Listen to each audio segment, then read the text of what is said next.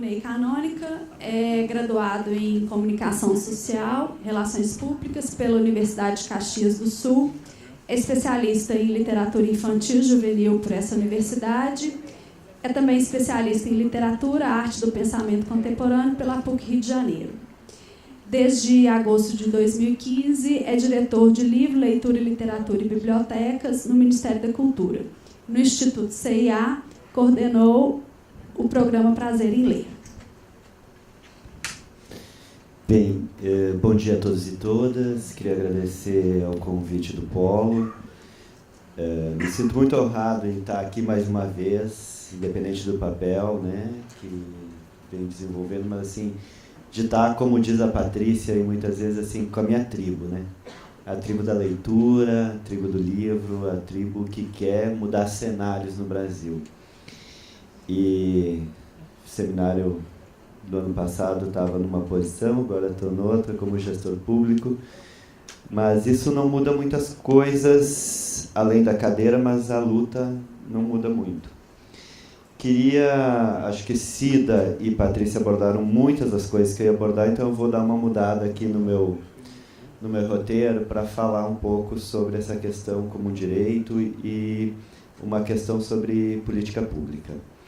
Bem, primeiro, que eu acho que a Patrícia, no final, ela termina dizendo assim, isso é penoso, isso é difícil, mas a gente sabe que precisa persistência, que a gente precisa continuar. Esse é o ato de ler. A leitura, ou a formação de leitores, não é um ato fácil.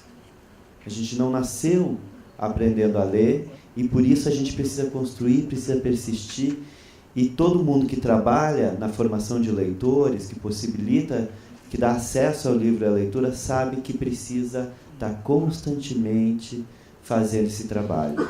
Porque a gente pode começar lendo quadrinhos, e para a gente ter mais fôlego para ler um romance, a gente precisa fazer esse trabalho que é árduo. Isso que a Ana Maria Machado traz, que é a questão do prazer na descoberta, no avanço, da gente conseguir avançar na dificuldade, conseguir desencadear todos os enredos, linkar todos os personagens.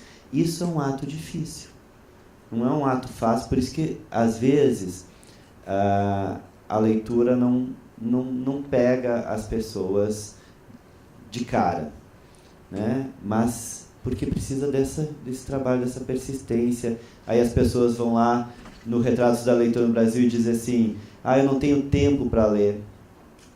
Mas eu tenho tempo para milhões de outras coisas. Não tenho tempo porque eu preciso.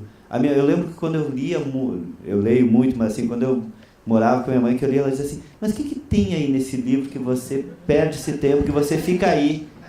Por que você não vai fazer outra coisa?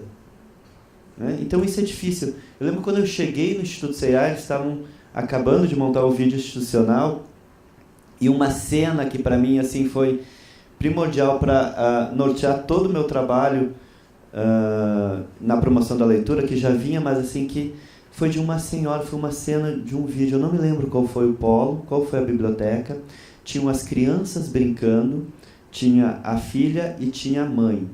A mãe era uma senhora, e foram entrevistar as crianças, foram entrevistar a mãe, e quando entrevistaram a senhora, a avó, ela disse assim, eles gostam de ler, minha filha gosta de ler, eu não tive essa oportunidade. Eu disse, isso, né, Patrícia, isso tem que vir para frente do vídeo. Quem tirou o direito desta senhora de ler? Quem botou nela, investiu nela outros milhões de papéis de mãe, de dona de casa, de ter que trabalhar cedo, de não poder estudar, tirou o direito dela. Isso que a Patrícia disse, se a gente não tem um plano, a gente vai atrás do plano do outro. Então, eu anotei algumas frases que foram ditas aqui na mesa anterior, que para mim são muito caras e tem a ver com o poder da palavra, que foi, a literatura humaniza,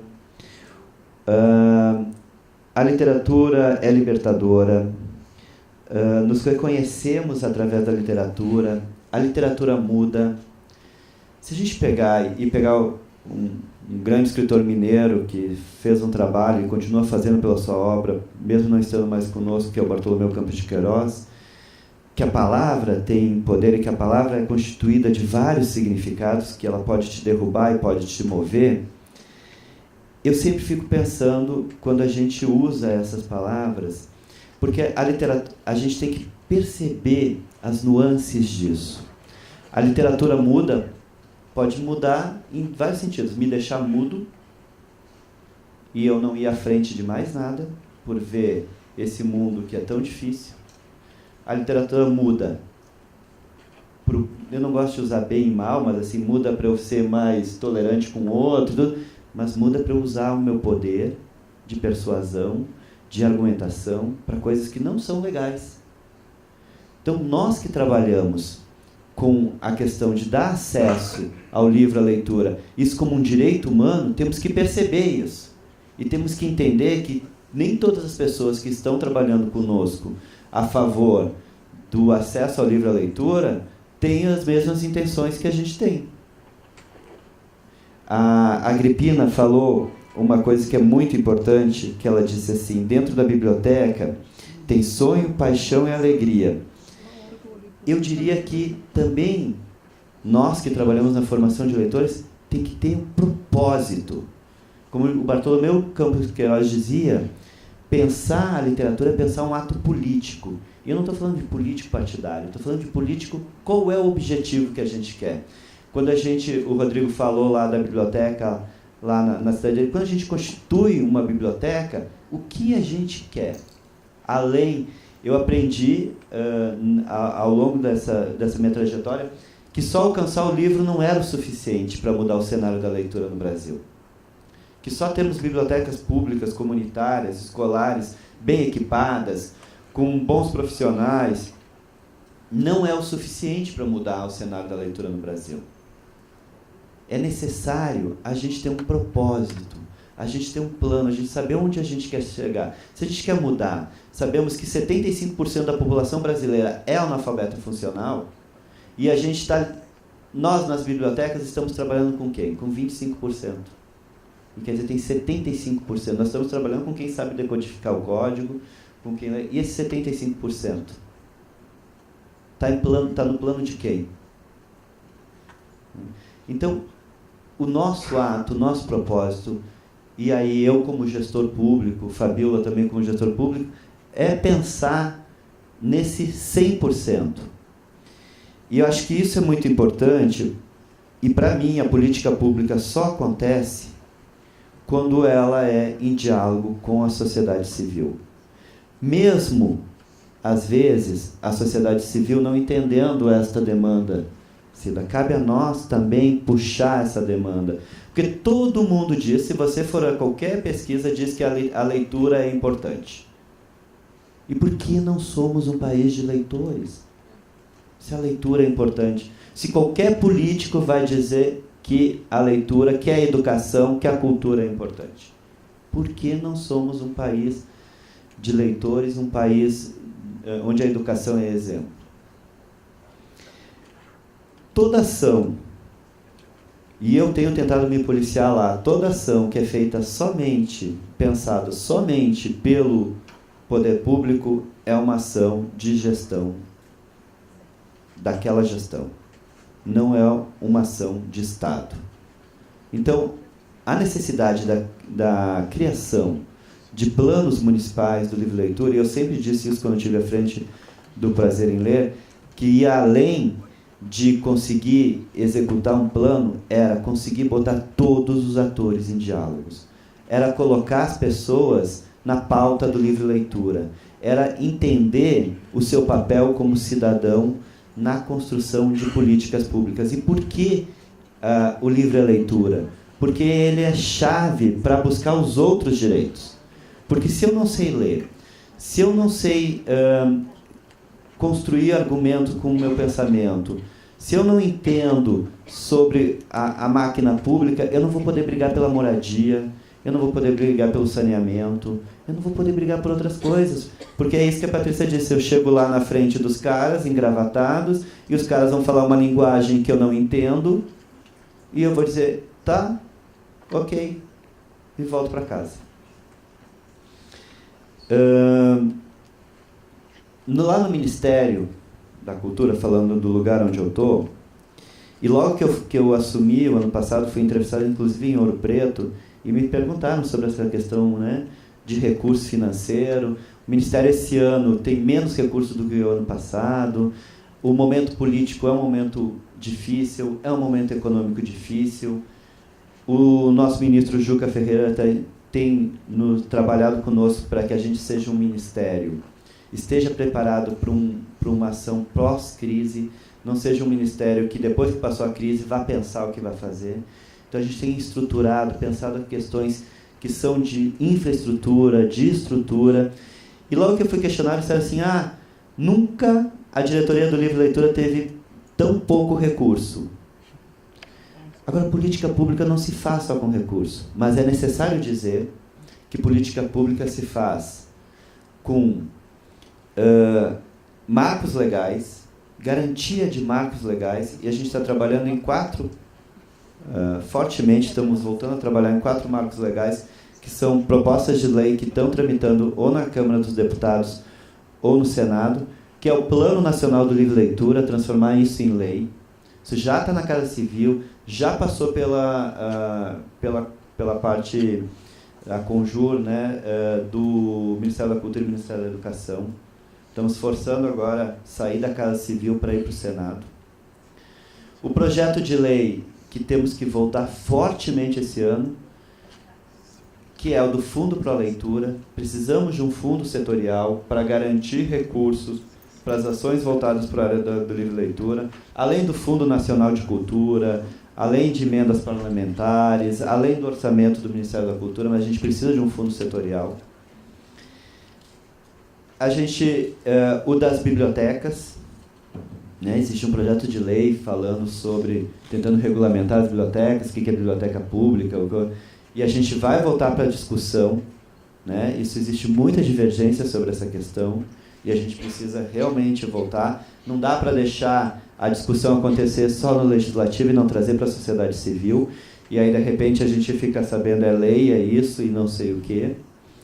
E o outro projeto de lei, que é a questão do preço fixo do livro, que tem a ver com a regulamentação do mercado. Vocês têm visto cada vez mais matérias de as livrarias de calçadas fechando, a questão do grande domínio das corporações, das grandes editoras de fora do Brasil. Quer dizer, o Brasil não se preocupou em ter não digo uma reserva de mercado, mas assim, em se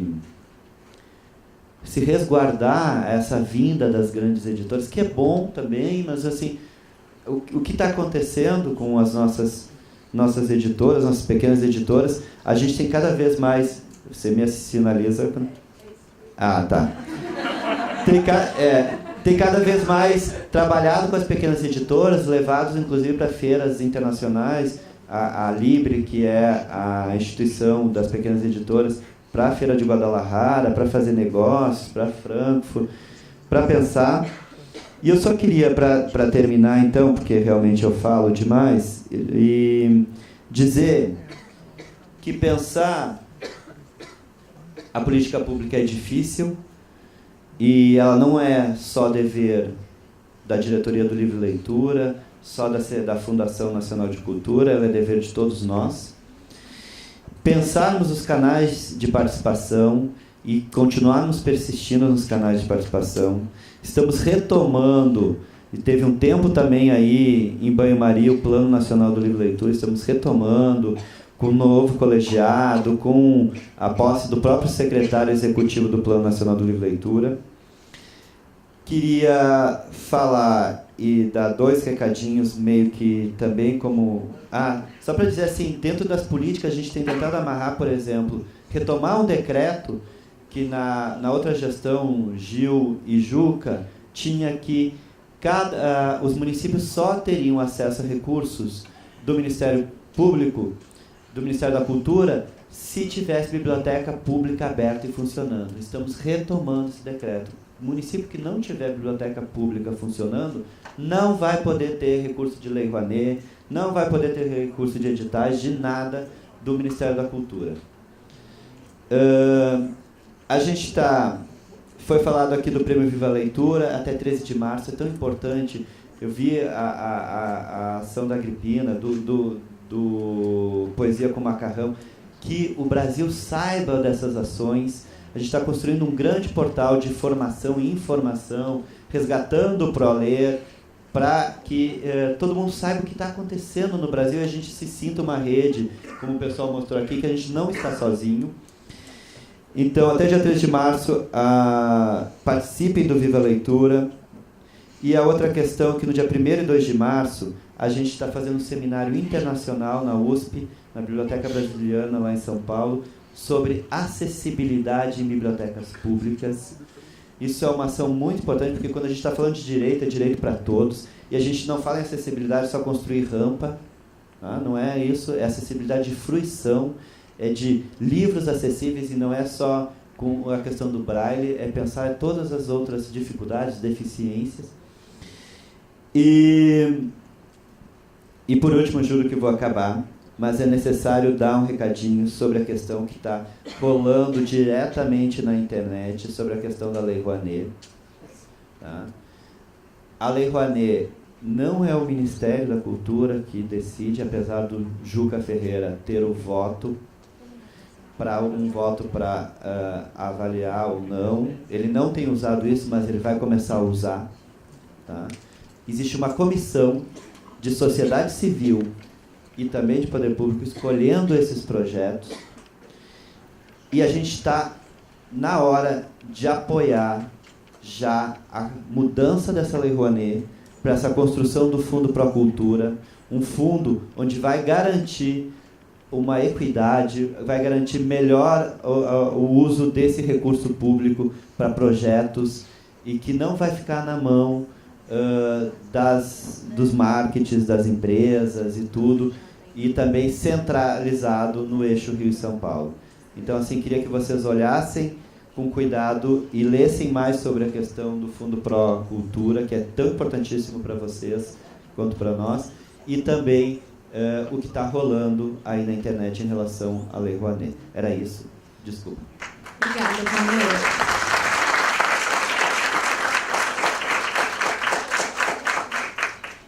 Antes de passar a palavra para o Fabíola, eu queria que você comentasse um pouco rapidamente que a gente que está trabalhando, né, ou representando o poder público, a gente tem um linguajar, né, que para a gente é super tranquilo, né? A gente fala em departamento, diretoria, decreto, portaria, e é muito tranquilo, né?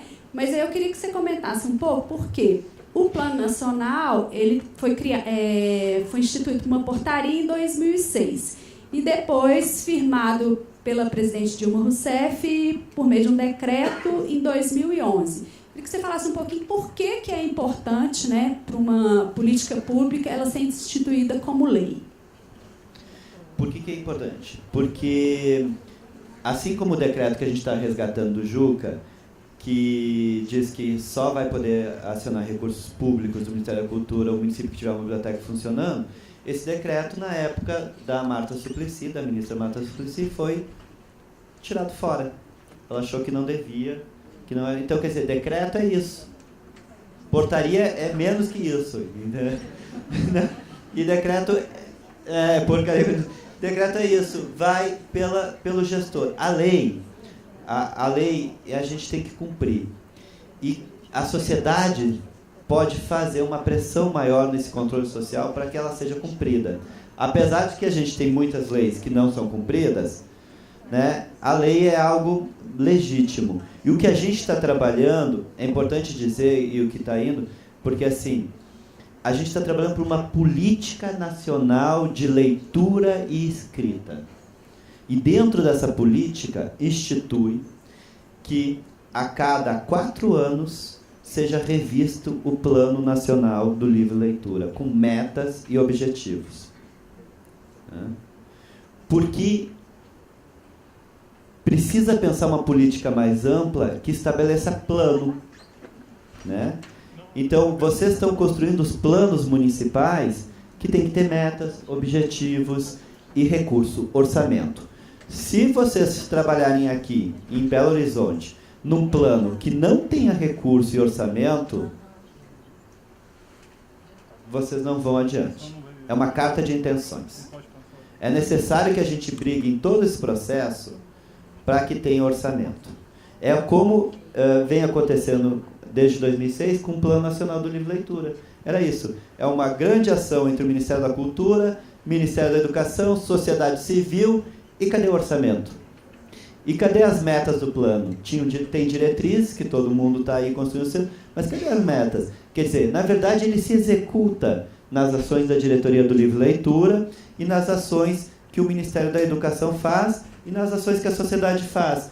Mas ele não tem aonde ele quer chegar. Quando o eixo é democratização do acesso, ele não diz, eu quero que até 2017 todo município tenha bibliotecas, que a partir daí a gente aumente o número de usuários, a gente saia de 1,7 livros lidos para 5 livros lidos por ano. Então, a necessidade... Aí é 4, né? Não, mas eu já estou pulando, eu já quero 5. Já quero 5. Mas, assim, há necessidade de que se pense. E eu queria só finalizar, porque, assim, é importante dizer que, para vocês que estão do lado da sociedade civil, eu me considero sociedade civil ainda, apesar de estar nessa cadeira, mas, assim, vocês têm um papel fundamental de puxar nós, gestores públicos. Olha, eu trabalho lá, a gente tem 3 coordenações, tem o Sistema Nacional de Bibliotecas Públicas, que tem todo o meu carinho e tudo, mas, assim, eu queria só ressaltar que as bibliotecas comunitárias, as falas das bibliotecas comunitárias, a briga pelas bibliotecas comunitárias é por todas as bibliotecas. Eu nunca vi uma ação desses mediadores de leitura, então o papel desses mediadores são fundamentais, dizerem, a gente quer só a biblioteca comunitária, a gente quer a biblioteca comunitária, a gente quer a biblioteca escolar, a gente quer a biblioteca pública, a gente quer a biblioteca universitária, especializada. Então, assim, tem que parabenizar as bibliotecas comunitárias por terem puxado, porque eu sei que nós, bibliotecas públicas, às vezes estamos amarrados e temos algumas dificuldades, mas as bibliotecas comunitárias têm essa liberdade, então vocês precisam continuar puxando. Obrigada, Vonei. E já trabalhem para que aqui seja lei e não decreto. Vou apresentar a Fabíola. A Fabíola é tudo que eu vou ler aqui, mas é também uma grande companheira de trabalho lá na Fundação, né, na luta pela promoção da leitura, né, por melhores bibliotecas públicas. Fabíola é graduada em Letras pela Universidade Federal de Minas Gerais, mestre e doutoranda em Ciência da Informação, também nessa universidade. Atualmente é responsável pelo Departamento de Bibliotecas e Promoção da Leitura na Fundação Municipal de Cultura, Prefeitura de Belo Horizonte, e presidente da Comissão de Elaboração do Plano Municipal de Leitura, Literatura, Livro e Bibliotecas, da cidade de Belo Horizonte. Bom dia ainda, né? Eu quero agradecer ao convite sempre renovado que o Rafael me faz de participar desses momentos de reflexão. Agradecer também pela oportunidade de encontrar pessoas que, como o Vonei falou, elas se encontram recorrentemente, mas muitas vezes mudando de lugar, né? A gente muda, um dia a gente está sentado aí, outro está aqui, um dia a gente está na sociedade civil, outro na iniciativa privada, e muitas vezes a gente acaba nesse lugar aqui do poder público.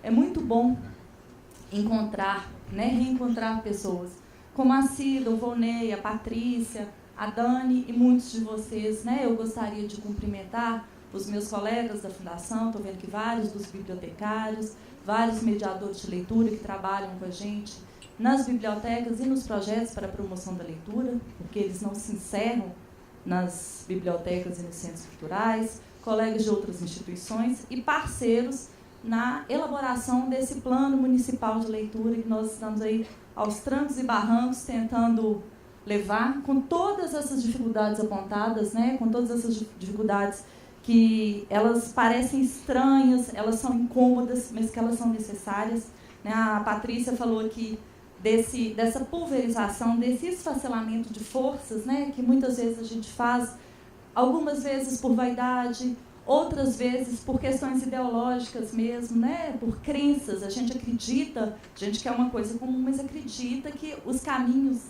podem ser diferentes. Eu entendo que esse esfacelamento, apesar de ser ruim, ele faz parte desse processo, né? São contradições que vão se expondo, são disputas que vão se colocando, mas que no final fortalecem o produto que a gente chega no final. Eu vou pautar a minha fala pela minha experiência. Em 2007, quando eu fui trabalhar, eu trabalhei muitos anos como livreira, né? Eu trabalhei em livrarias, depois eu tive uma livraria. Em 2007, eu fui convidada para trabalhar na Superintendência de Bibliotecas Públicas de Minas Gerais, que é a instituição responsável por coordenar a ação bibliotecária da biblioteca pública no Estado. E na época a gente estava implantando um projeto que chamava Construindo uma Minas Leitora, que tinha 4 linhas de atuação, mas que a principal linha era dotar cada município mineiro de uma biblioteca pública, né? Então, esse programa queria garantir isso, que cada município tivesse uma biblioteca. E na época eu, assim, não tão recentemente graduada, mas absolutamente crua na história, e a gente cai, né, nessa armadilha, e eu também não vejo muito jeito da gente se preparar para começar tudo no jeito, né? A gente não faz um curso para ser mãe, a gente não... A Wisława Szymborska tem um poema que eu gosto muito, que ela fala assim, a vida é sempre uma estreia, você não ensaia, né? Eu não ensaiei para viver, né? A gente nasce e um dia morre, no meio do caminho a gente vai tentando acertar. E aí, no meio, eu já estava alguns meses lá na Superintendência de Bibliotecas, e aí nós recebemos um convite para participar de um programa na televisão. Era um programa de entrevista, como todos esses que todos nós aqui já assistimos, já participamos, enfim, da importância da leitura, da política pública, etc. E na época, eu muito empolgada com o negócio, né, eu Construindo uma Minas Leitora, era um projeto que eu achava lindo, né, eu não conseguia, continuo achando muito importante, continuo achando lindo, mas hoje vejo as deficiências que ele tem. Que ele tinha na época. E aí a jornalista também, quando a gente vai participar desses programas, né, o Volney deve estar passando por isso infinitamente, uma das grandes dificuldades que a gente tem é que a pergunta que é feita não é a que você espera, né? Então você tem que fazer uma ginástica para responder o que você precisa falar e o que de fato importa naquela situação. Às vezes você responde, mas às vezes continua te perguntando. Não era aquilo que aquela... Exato, então assim, é um jogo que você tem que ter o tempo inteiro. E aí a repórter me perguntou assim, qual que é a importância de ler? Por que as pessoas não leem? E eu, ingenuamente, e aí eu estou me refazendo, né? Desde 2007 eu estou tentando refazer isso. Gente, eu morro de vergonha, isso aqui é quase um autoflagelo público, é uma confissão, né? Que para me ajudar a me redimir diante disso que a Patrícia falou, que o Volney falou, que a Cida falou, que é da alteridade, né? Que é do olhar do outro, e especialmente desses outros que são vocês, que trabalham com quem eu trabalho, com quem eu divido um desejo, com quem eu divido uma crença, né? Num país mais justo, menos desigual. Na época eu respondi, as pessoas não leem porque não querem. As bibliotecas estão aí em todos os municípios de Minas Gerais. E falei isso assim, do alto dos números que eu tinha em mãos. Na época a gente tinha nos 800 e lá vai pedrada municípios de Minas Gerais, nós tínhamos 4 municípios que não tinham biblioteca. E esses municípios não tinham biblioteca porque o prefeito não queria. Ele falava, não, eu não quero. Você tem um posto de saúde, você tem não sei o quê. Não, biblioteca eu não quero. Né? A gente dava junto, o Construindo uma Minas Leitora, ele aconteceu simultaneamente com um programa do Ministério da Cultura, que na época era tocado pelo sistema, não existia diretoria, e a gente fazia uma cruzadinha que era, ó, aqui o Minca atendeu, ali eu atendo, e a gente ia fazendo isso. Inclusive tinha um prefeito que era espertíssimo, né? A Maria Augusta, que era superintendente na época, vivia citando, então muitos de vocês já escutaram isso que eu vou falar agora, que era Setubinha. Setubinha é a cidade com o menor IDH de Minas Gerais. Só que Setubinha tinha um prefeito muito esperto, porque ele falou para nós e para o MINC que ele não tinha e ganhou dos dois. Então, assim, Setubinha com menor IDH ficou lá em cima no que diz respeito à biblioteca. Então, na época, eu falei isso, e essa foi uma questão que ela veio se tornando uma coisa muito incômoda na minha vida.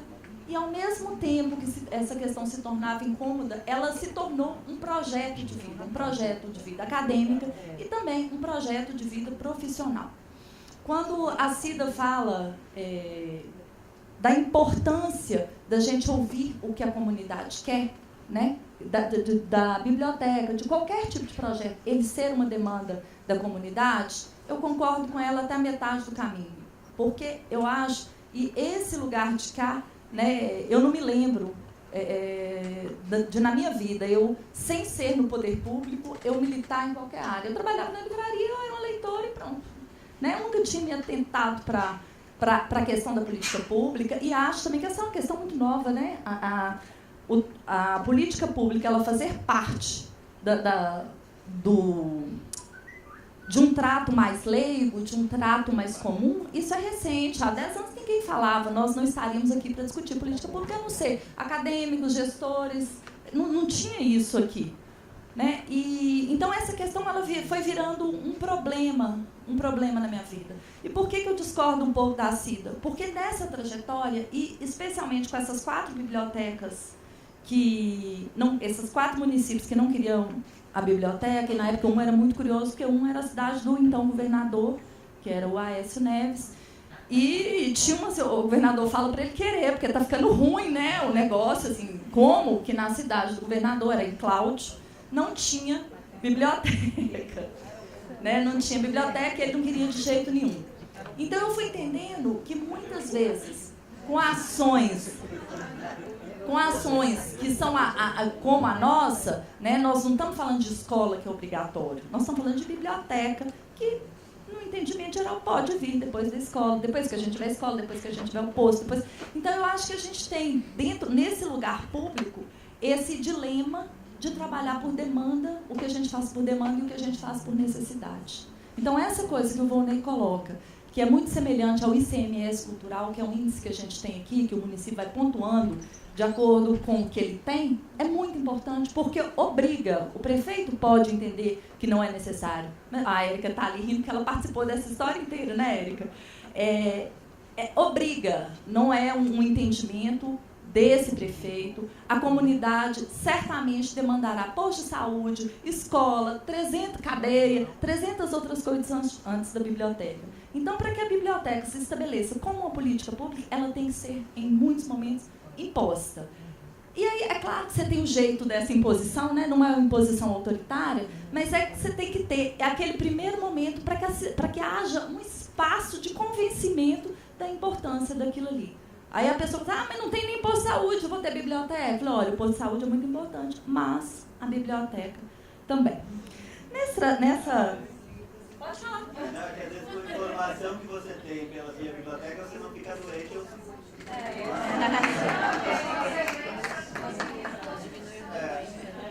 Então, assim, eu comecei a trabalhar com o sistema estadual de bibliotecas públicas, e junto com as meninas, né, a Érica, a Silvânia, na época a Fátima, a Cida, que está ali também, a gente viajava e ia conhecendo o que é que a gente estava chamando de biblioteca. Gente, e o que a gente vê, com raríssimas exceções, é de uma precariedade sem tamanho. Né? Porque falta livro, falta gente, falta, no meu entendimento, principalmente o que o Volney pergunta no final da fala dele. Para que falta projeto político? Né? Nós falamos incansavelmente, muitos de vocês, quem já me ouviu falar isso que eu vou falar agora, nós ficamos no Facebook, leia, a gente faz campanha, a gente faz 500 coisas e vai repetindo um discurso para ver se ele pega. Né? Então, hoje, quando a Júnia falou, eu vou fazer uma pergunta, eu achei que ela ia fazer a clássica, assim, quem é aqui que gosta de ler e o que é que você está lendo? Porque a gente fala muito, a gente está que nem aquelas obras, que nem Em Busca do Tempo Perdido, uma obra que é muito mais falada do que lida, né? A gente fala para ler, mas eu mesmo não leio, né? Eu não vou me enveredar por isso, mas nesse meio do caminho, eu fui percebendo que o que falta de verdade, apesar de todas as outras carências, para as bibliotecas públicas, e aí eu vou completar de novo, pegar a fala do Volney, que o Volney falou assim, uma política não se faz apenas com recursos. E uma política só com recursos também não se faz. Então, naquele momento, que era 2007, 2008, 2009, houve um grande investimento, se comparado com o que a gente até então tinha, né? Porque o grande era muito pequenininho ainda. Houve um investimento em bibliotecas públicas. Então, a gente teve até uma história muito engraçada, quando o Plano Nacional da Leitura lançou o programa de elaboração dos planos municipais e estaduais. A gente foi a um seminário em Brasília, e tinha um deputado, que eu não vou lembrar o nome dele agora, o MINC estava lançando um programa que chamava Cada Município, uma Biblioteca. E esse deputado empolgou lá no discurso, não sei se você estava, Patrícia, ele falou assim, que cada biblioteca tenha pelo menos o seu município. Eu falei, os partidos políticos vão adorar, né? Porque o que vai ter de prefeito aqui agora. Mas, enfim, o que eu conseguia perceber naquele momento é que, apesar de algum recurso material, né, apesar de editais, naquela época não eram editais, naquela época a gente fazia um diagnóstico, via onde faltava, né, Érica, e ia investindo. A gente trabalhava por necessidade, não por demanda. E ia investindo naqueles municípios. E a gente começou a viajar no que a gente chamava de fiscalização, uma palavra tão deselegante, né, no que a gente faz, mas era uma fiscalização. E as pessoas não sabiam o que fazer com o que recebiam, porque não tinha um projeto político. Então, assim, eu não estou dizendo que nada acontecia. Acontecia muita coisa nas bibliotecas. Acontecia gincana, campeonato de xadrez, a Dani já está me mandando parar aqui. Campeonato de xadrez, acontecia curso de crochê, e local, uma coisinha que tivesse, que fosse um protagonismo do livro, uma ação para a promoção da participação na cultura escrita. Mas acontecia uma coisinha ou outra que tivesse a ver, de fato, com a ação da biblioteca. Eu sempre, a partir daí, e desde então, eu tenho um interesse muito grande pelos documentos,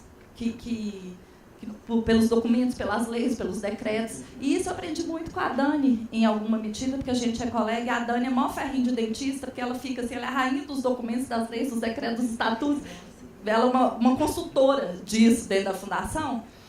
Mas quando eu fui fazer o mestrado, eu entrei com um projeto de pesquisa e no meio do caminho eu falei, não, minha questão não é essa. E eu fui estudar o Sistema Nacional de Bibliotecas Públicas. É uma pesquisa que me deu muita angústia, sabe? Quando você vai lendo uma coisa e vai te dando taquicardia, você fica, não é possível, não é possível, não é possível. Que é essa? Eu estudei 2 documentos que eu trouxe aqui para vocês verem, que é um livro que chama Biblioteca Pública, Princípios e Diretrizes, que o Sistema Nacional de Bibliotecas Públicas, que na época era uma república independente do sistema, né? Ele não era vinculado a nada, ele era vinculado à Biblioteca Nacional, que tem uma função social completamente distinta do Sistema Nacional. E esse documento, esse livro, ele foi impresso e distribuído exaustivamente para todos os 6 mil municípios brasileiros. O que é? O sistema ele tem como uma de suas principais funções acompanhar e orientar as bibliotecas. Gente, antes não orientasse. A visão de mundo posta nesse documento, ela é a pior possível em termos de cristalização e reprodução das estruturas sociais que a gente tem hoje. Então, esse livro fala coisas do tipo... na biblioteca, na zona rural, ofereça a revista Globo Rural. Estimule que eles assistam o Globo Rural na televisão também. Né? Para os velhos, faça oficinas de xadrez, eles são muito solitários, etc, etc. E essa visão de mundo, ela perpassa todo o documento. 9 anos depois, esse é um documento de 2000, que foi reeditado, distribuído mais um monte de vezes. De acordo com a Cleide, ele ainda é distribuído, né, Cleide? Ainda tem lá, a Cleide agora coordena o Sistema Estadual de Bibliotecas. São vocês que distribuem. Então, tem que tirar dos sistemas estaduais. É o que foi distribuído. Em 2006, como foi falado aqui, surge o PNLL, que, no meu entendimento, apesar de precisar de um detalhamento maior e tudo, é um documento muito bom. Ele é muito, assim, especialmente o que justifica o PNLL. Né? Ali, sim, você tem um princípio que deve nortear uma política pública que expõe as precariedades, expõe todos os atropelos que a gente teve nessa política durante a história. O PNL está lá, o Castilho, por um grande momento, coitado, era um Dom Quixote do PNLL, ele era o secretário, só o secretário sem nada, né? Porque ele não tinha nenhuma sala, nenhuma mesa, nenhum telefone, nem nada. Agora tem tudo, quase tudo, né, Ronei? Aí o Sistema Nacional vai e lança um curso que chama Curso de Aperfeiçoamento e Multiplicador dos Profissionais que Atuam em Bibliotecas Públicas do País, que completamente desconhece o PNLL, né? Não tem nada a ver, aliás, isso aqui é uma afronta para o PNLL. Esse curso chama Leitor de Cliente. A função da biblioteca aqui é negócio.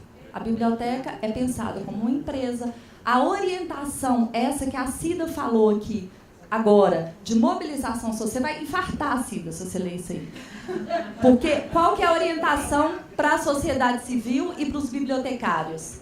Tenham boas relações com os gestores públicos, com o prefeito, com não sei quem, porque assim você conseguirá recursos. Fala até para ter ótimas relações com a primeira-dama. Né? Ele transfere, nesse documento, o Sistema Nacional de Bibliotecas, ele transfere para a sociedade civil a responsabilidade que é do governo. O governo, a biblioteca comunitária é uma instituição implantada, mantida e gerida pela sociedade civil.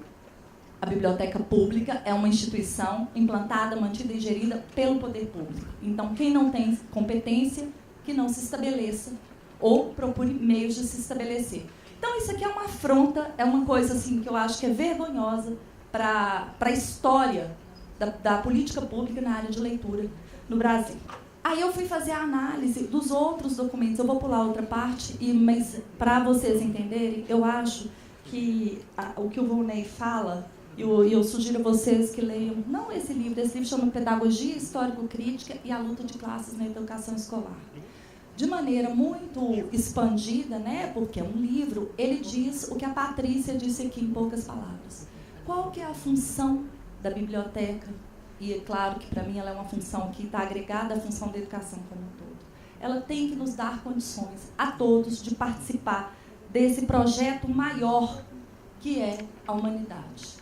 Né? Nós temos que dar condições aos meninos da periferia para que eles participem, para que eles se apropriem da cultura escrita, para que eles se apropriem do conhecimento e da voz para poder se manifestar e participar. Né? A gente não pode ficar distraindo as pessoas disso, que é o principal. Para encerrar, eu vou dizer, eu ia ler uns pedaços aqui, mas não vou ler. Eu queria chamar a atenção de vocês para o Plano Nacional de Educação, que apesar de ter como grande diretriz a universalização do ensino e a qualidade da educação, trata a biblioteca como a cozinha, como a quadra, como o banheiro da biblioteca. A biblioteca não aparece aqui, a não ser em uma das estratégias postas pelo PNLL. É um assinte isso aqui. A biblioteca nada mais é que acervo. E mesmo assim, digital, livro nem precisa. Então, o Plano Nacional garante aqui, recomenda que a escola tenha que ter banheiros, quadras poliesportivas, refeitórios, bibliotecas, laboratórios. Eu tenho as metas marcadas aqui, eu estudei esse plano. É vergonhoso. A Lei 12.244, de 2010, da Biblioteca Escolar, ela é um avanço, mas é precária. A Lei 12.244, ela fala o que foi contradito aqui o tempo inteiro. Biblioteca não é só livro. Ela é uma lei que prevê livro. É como se a biblioteca se constituísse de livro. Né? Então, eu acho que a gente tem que ficar muito atento para esses documentos, porque a gente faz um discurso, a gente faz uma mobilização, e na hora da instância correta de participação, né? Aqui nós estamos todos reunidos, mas nós não temos no Conselho Municipal de Cultura um representante da área de livre leitura. Não temos. Então, gente, a gente tem que ocupar as instâncias de participação. O Rodrigo falou do tempo, mas é isso. A gente investe no que a gente acha que é importante, porque a gente tem mais precioso. E a única coisa que a gente oferece para alguém, para alguma coisa, para alguma causa, que a gente oferece genuinamente, é o que a gente não vai ter de volta. E a única coisa que a gente não tem de volta é o quê? É tempo. É tempo e atenção. Então, a participação social, ela é difícil, ela é contraditória, ela é conflituosa, mas ela tem que ser feita com dedicação, com estudo e com tempo, porque também não adianta a gente participar e ficar repetindo eternamente as mesmas coisas. Então, muito obrigada.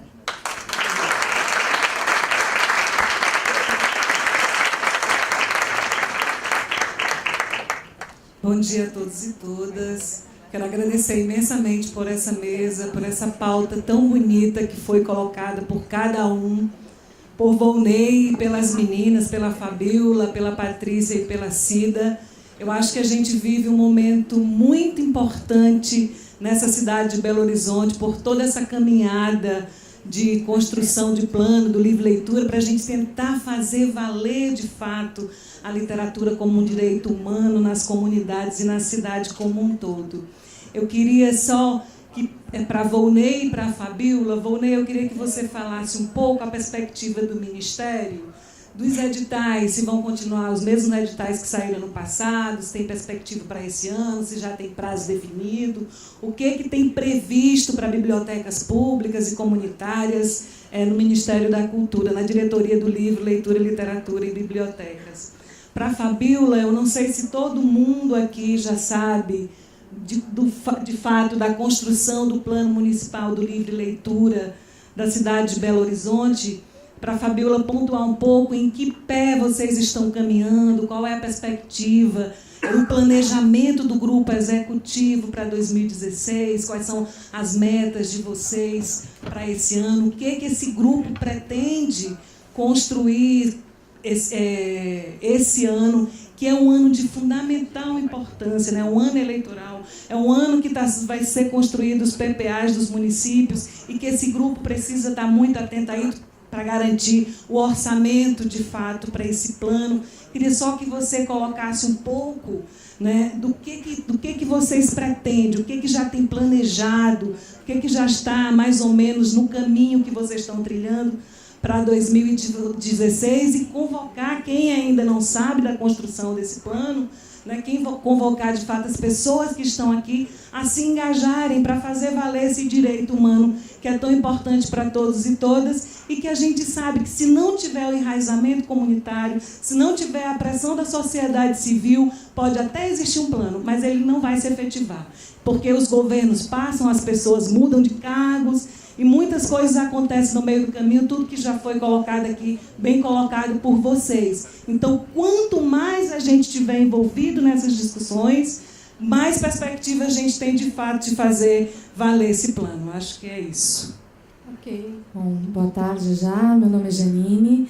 Eu queria fazer uma pergunta para a Cida, pensando na questão polêmica dos meios do caminho e o que vem de cima para baixo e como que a gente articula, até para a gente pensar a rede que está sendo constituída e já está caminhando, como que na perspectiva de Paulo Freire, na sua perspectiva de trabalho, de construção conjunta e de implicação de comunidade, a gente instiga, suscita e traz junto da gente a comunidade para que ela abrace o projeto quando é um projeto público e para que esse projeto não seja um projeto de governo, uma pontualidade, uma obrigatoriedade de estatística, mas que ele venha abraçado, de mãos dadas, com as pessoas que nem sabem que é um direito horizontal e que é um direito que não está competindo com o posto, mas que tem que ser abraçado também, assim como se abraça a habitação e outras necessidades primordiais. Mais alguém para a terceira pergunta? Eu queria parabenizar as falas Eu acredito que essa manhã foi muito produtiva para nós em relação às questões que envolvem a leitura, o livro, a literatura e as comunidades. E por falar em comunidades, né, a Fabíola ela disse aí, me toca profundamente, como estudante da educação do campo, as questões que são dirigidas aos moradores, né, das comunidades rurais. E aí eu queria saber se em Minas, né, especialmente, se esse movimento contrário está sendo feito para atender essas comunidades, porque se em 2007 havia, né, em 2009 até 2010, havia esse pensamento de que a leitura ela não chega, né, até lá, como é que isso está sendo pensado aqui para atender essas comunidades, né, tantas comunidades do campo como as comunidades ribeirinhas e outras que nós bem sabemos onde estão aí no pensamento do poder público. Ok, obrigada. Aí, Fabíola Ivonei, respondendo a pergunta, como é que você chama? Da Érica, por favor. Então, Érica, sim, a gente tem, na verdade, a intenção era aumentar o valor dos recursos e editais. A gente gostaria de fazer um edital, por exemplo, para a área de quadrinhos, um edital para a área de blogs, de leitura, para fomentar jovens a blogs de leitura. Então, assim, mas existem os editais para as bibliotecas comunitárias, para as bibliotecas públicas. Queria até fazer um puxão de orelha das bibliotecas públicas, que no edital do ano passado a gente teve que prorrogar o prazo, porque não tinha inscrições de bibliotecas públicas. Então, isso... Por qual a explicação? Porque a gente não pode, como prefeitura, inscrever projeto. Esse foi um problema muito sério, que a gente, por exemplo, na estrutura de uma prefeitura de Belo Horizonte, a gente não consegue atender, Valnei, porque a inscrição é de pessoa física. Eu não posso inscrever um projeto Sim. Não, biblioteca pública não. De biblioteca pública é porque a gente não tinha a lei do Sistema Nacional. Eu tinha só o protocolo e não dava. Porque é isso que a gente está falando. Não, isso, Todos por um Brasil de Leitores era pessoa física, e o de bibliotecas públicas, porque a gente está falando do Sistema Nacional de Cultura. Quer dizer, o governo federal, assim como tem que ser, dando diretrizes e também fazendo um movimento cascata, que os estados e municípios têm o seu sistema municipal e estadual de cultura. Essa necessidade, a gente vem trabalhando para em pensar passagem de recurso fundo a fundo, como é que a gente disponibiliza esses recursos, porque existem mecanismos que são necessários para disponibilizar recursos, que às vezes não é fácil a burocracia. Mas sim, Érica, a gente tem pensado em vários editais, tem pensado em como captar recursos para que a diretoria amplie, né, o seu orçamento. A gente sabe, por exemplo, até agora não foi liberado orçamento para o Ministério como um todo, quer dizer, a gente está trabalhando ainda sem orçamento, é uma questão da crise econômica e política. O Ministério da Cultura teve o menor orçamento dos últimos anos aprovado, e a gente sabe que vai ter contenções de recurso ao longo do ano, como teve no ano passado. Então, significa, não é um ano fácil, mas também não significa que a gente precisa e deve desistir, parar, se desestimular, e aí a gente tem que buscar outros mecanismos e ser criativos. Queria dizer, eu estou indo para Seattle agora sábado, para fazer um trabalho junto com a Fundação Bill e Melinda Gates, que tem um termo que assinou de parceria, né, com o Ministério da Cultura no Território Leitor, em dezembro do ano passado. Então, a gente vai fazer um trabalho até 2018 de um fortalecimento dos sistemas estaduais de bibliotecas públicas. Vem coisa aí, e não quem está dando as diretrizes será o sistema.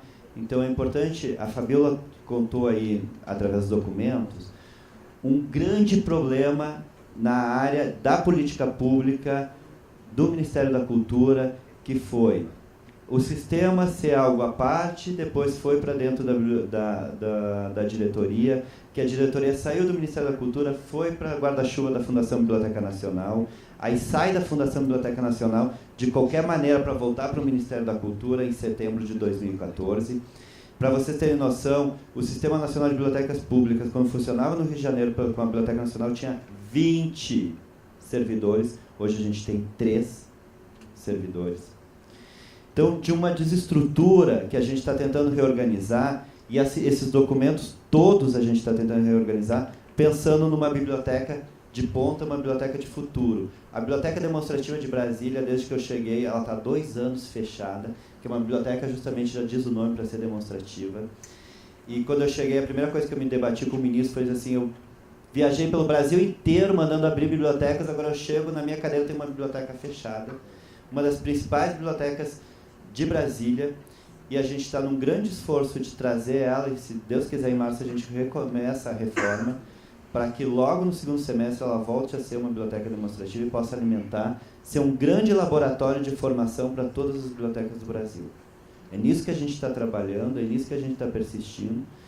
E então, assim, para dizer, é vergonhoso mesmo o andar da carruagem, né, de como as políticas, eu nem diria política pública, como as intenções de uma política pública, porque eu acho que ela nem chegou a acontecer, como as intenções de política pública para do livre leitura acontecer. Não estou dizendo que vai acontecer, a gente vai trabalhar para essa arquitetura, não vou fazer milagre, mas assim, que ela nem chegou a acontecer. E esse é o grande problema do Brasil, que também na área da educação, que existem muitas intenções, mas não acontece por descontinuidade, por briga de poderes, por pessoas que querem sentar nessa cadeira. Por isso que eu comecei a minha fala, para que a gente não seja ingênuo, que todo mundo que diz que apoia a leitura está no mesmo plano e no mesmo propósito que a gente. Tá? Então, a gente tem que pensar nisso. Não sei se responde. Fabíola? Bom, Érica, nós estamos fazendo, esse mês vamos fazer a 16ª reunião, se não me engano, as reuniões são mensais. Tem uma preocupação de que esse grupo seja um espaço de elaboração do plano, mas ele não deixa de ser também um espaço de formação, porque vão surgindo questões que são divergentes dentre os participantes, né? E elas, se tem uma divergência, ela precisa ser discutida, ela precisa ser explorada. E nós estamos ali tentando, caminhamos, já fizemos algumas diretrizes, metas, estratégias, todas muito misturadas, né? Porque tem coisa que a gente acha, isso é muito difícil, esse processo, porque tem coisa que a gente acha que é diretriz, mas quando você vai ver uma meta, quando você acha que uma meta é uma estratégia, e aí é esse bolo todo. Então a gente está lá conversando e tentando organizar isso nessa estrutura de plano e tentando encontrar caminhos que contemplem uma política pública com efetividade no que a gente entende que deve ser, né, para a promoção da participação na cultura escrita, das maneiras mais diversas. Não é a maneira que eu penso, não é a maneira que o Rafael pensa, não é a maneira que a Daniela pensa, mas é a maneira que o grupo consegue conceber, com algumas questões contraditórias, outras convergentes. Acho que até o começo do segundo semestre a gente consegue encaminhar a minuta.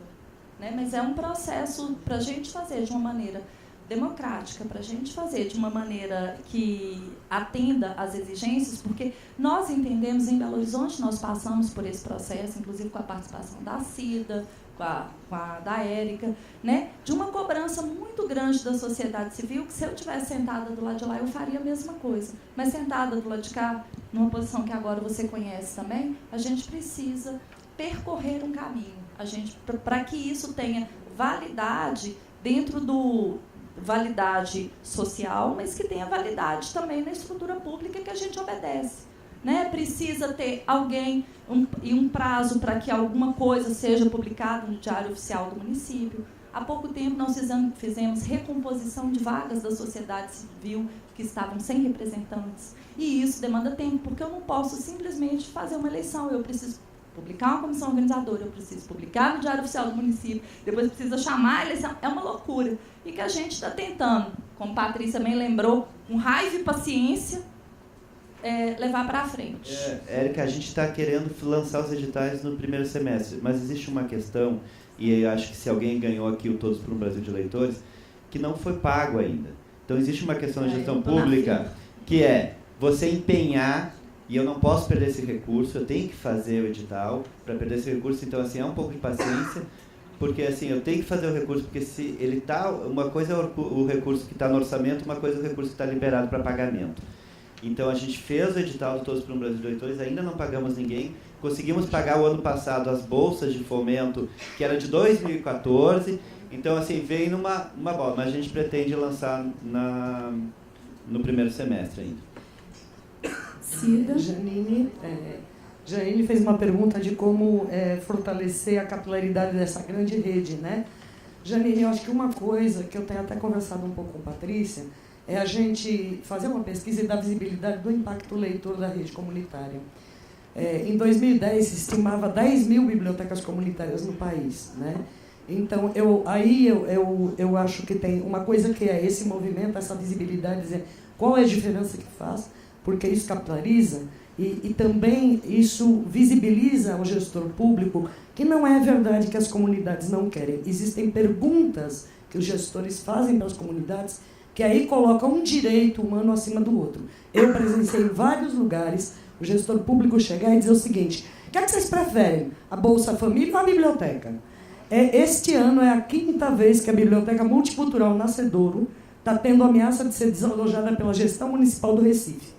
É a única biblioteca que funciona na comunidade, é a única biblioteca que funciona num prédio histórico, o Instituto CE acompanhou tudo isso. Cada gestão quer derrubar, quer tirar a biblioteca que funciona, que tem uma capilaridade, que utiliza. Então, aí toda vez o gestor público chega lá e diz assim: não, porque a gente quer botar aqui a Secretaria de Assistência à Saúde. Vocês não querem, não? Existem 20 salas. Para que precisa aquela sala? Então, isso é uma coisa que a gente tem que ver. Como são feitas as perguntas. A outra coisa, vou aproveitar para fazer alguns comentários bem rápidos. As pesquisas sobre leitura no Brasil não consideram o trabalho comunitário. São livros vendidos e livros comprados. Então, primeira coisa, a gente precisa mostrar que nas comunidades, eu tenho acompanhado de perto, e é impressionante tanto a diversidade de leitura das crianças. Eu converso com crianças que me dizem assim, hoje ela sabe que a Ana Maria Machado faz 3 tipos de gênero literário diferente e qual que ela gosta mais do que escreve Ana Maria Machado. Então, se isso não é qualidade na formação gestora, é leitora, né? Então, acho que a gente precisa achar o ponto de dar visibilidade a isso. Uma outra coisa, Fabíola, você pegou documentos que já estão... Esses documentos a gente discutiu muito. Não tem a ver com o que a gente quer do sistema. O Sistema Nacional de Bibliotecas, tal como ele estava aí, era completamente equivocado. Nossa luta para que ele seja, de fato, um Sistema Nacional de Bibliotecas que fortaleça os estaduais e que reconheça a rede comunitária como rede parte da rede pública. E aí não é ter edital, não. Nosso sonho é, a médio prazo, a gente ter recurso para destinação. 15 mil bibliotecas comunitárias. Elas fazem extensão do serviço público, então elas têm que ter recurso, dotação orçamentária, acompanhamento, diretriz, meta, qualidade de atendimento. Lá a biblioteca do Bruninho cumpriu. Então, cada ano, monitorar, então, vai lá mais não sei quantos mil reais para fazer a gestão. É isso que a gente quer. A gestão complementar, a biblioteca comunitária como complementar à gestão pública é reconhecida. Outra coisa, me desculpa, mas o PNE tem o custo aluno qualidade. Se você abrir a caixinha, custo aluno qualidade, o Plano Nacional de Educação define a qualidade da biblioteca escolar. Não é assim. A Lei 12.244 é um absurdo. Agora, o PNE, o custo aluno qualidade, tem um estudo feito... Pois não, abre o custo aluno qualidade, é no financiamento que está aí. É uma biblioteca com, no mínimo, 4 mil volumes, e aí ela tem, pelo padrão, pelo número de sala de aula, número de alunos, número de professores, que é relativamente ao que é a biblioteca. Então, ele não é assim.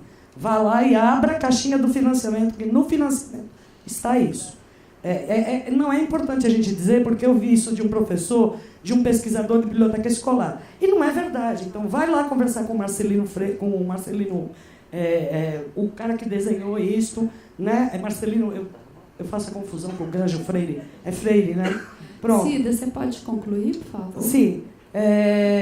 E por último, gente, vamos ficar de olho no SIC, nas discussões do SIC, porque querem trazer de volta a Lei Rouanet, que é mecenato, é privatização de recurso público. Pernambuco superou isso e agora está voltando, e a gente não quer deixar passar. Fundo público é fundo público, não é para privatizar dinheiro, para fazer show e propaganda com dinheiro público, não. Então, só para finalizar, eu queria agradecer a presença da Patrícia, da Fabíola, do Volney, da Cida e de todos vocês aqui e dizer que foi um prazer estar aqui com vocês nessa manhã. Obrigada a todos.